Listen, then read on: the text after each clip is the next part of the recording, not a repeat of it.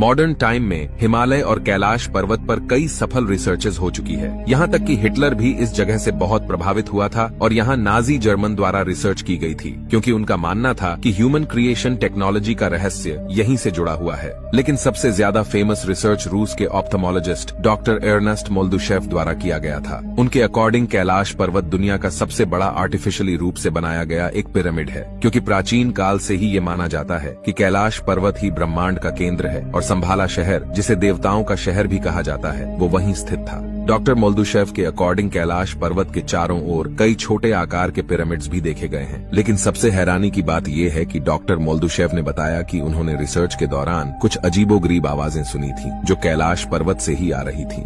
दोस्तों, अगर वीडियो अच्छा लगा हो तो लाइक कीजिए। जितना ज्यादा हम मानव सभ्यता की गहराई में देखने की कोशिश करते हैं, उतना ही अलग अलग सभ्यताओं के बीच आपसी कनेक्शन के बारे में पता चलता है। जैसे कि प्राचीन भारत में एक बहुत ही शक्तिशाली और रहस्यमयी मनुष्य का नाम आता है, जिसे धन्वंतरी कहा गया है, जिन्हें मेडिसिन और आयुर्वेद जैसे विज्ञान के देवता के रूप में पूजा जाता था। सुश्रुत, जिन्हें 3000 साल पहले मोतियाबिंद सर्जरी और प्लास्टिक सर्जरी में पूरी तरह से महारत हासिल थी, उन्होंने ये साफ तौर पर बताया है कि उन्हें ये ज्ञान धन्वंतरी से ही मिला था, जिन्होंने भारत के वाराणसी पर अपना शासन किया था। धन्वंतरी एक ऐसे देवता थे जिनके बारे में बताया जाता है कि वे एक पक्षी का रूप भी ले सकते थे। और हैरान करने वाली बात यह है कि हमें प्राचीन मिस्र में भी ऐसे ही देवता का जिक्र मिलता है, जिसे थोथ कहा गया है, जो धन्वंतरी की ही तरह एक पक्षी के रूप में पूजे जाते थे, जो प्राचीन मिस्र में मेडिसिन और सर्जरी के देवता थे, जो धन्वंतरी की ही तरह एक राज्य के राजा भी थे। दोस्तों, इससे साफ तौर पर पता चलता है कि कैसे मिस्र की प्राचीन सभ्यता भारत की प्राचीन सभ्यता से प्रभावित।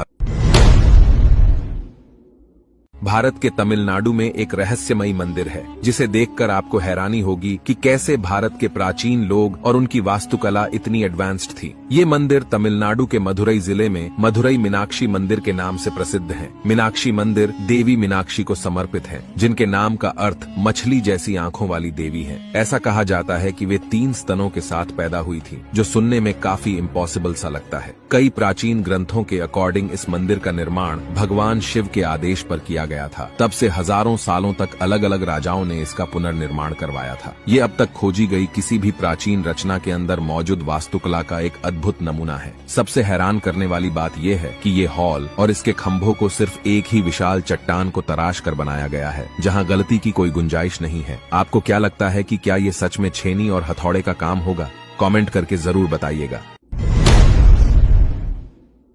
पद्मनाभस्वामी मंदिर साउथ इंडिया के सबसे पुराने मंदिरों में से एक है। ये मंदिर पूरी दुनिया में सबसे अमीर मंदिरों में से एक होने के कारण बहुत ही लोकप्रिय है। ऐसा माना जाता है कि इस मंदिर में ट्रिलियंस ऑफ डॉलर्स का खजाना छुपा हुआ है।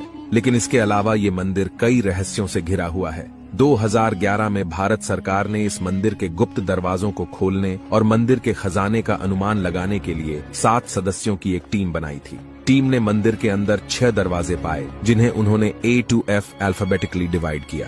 टीम ने जब दरवाजों को खोला, तब उन्हें बेशकीमती पत्थर, हीरे और ढेर सारा सोना मिला, जिसकी कीमत $12 बिलियन है। लेकिन सबसे हैरान करने वाली बात यह है दोस्तों कि वो लोग दूसरे दरवाजे यानी कि चेंबर बी को नहीं खोल सके, जिसके बारे में कहा जाता है कि यही वो दरवाजा है जहां खरबों डॉलर का खजाना छुपा हुआ है, क्योंकि इसके बारे में कहा जाता है कि इस दरवाजे की रक्षा अलौकिक शक्तियां करती हैं। दोस्तों,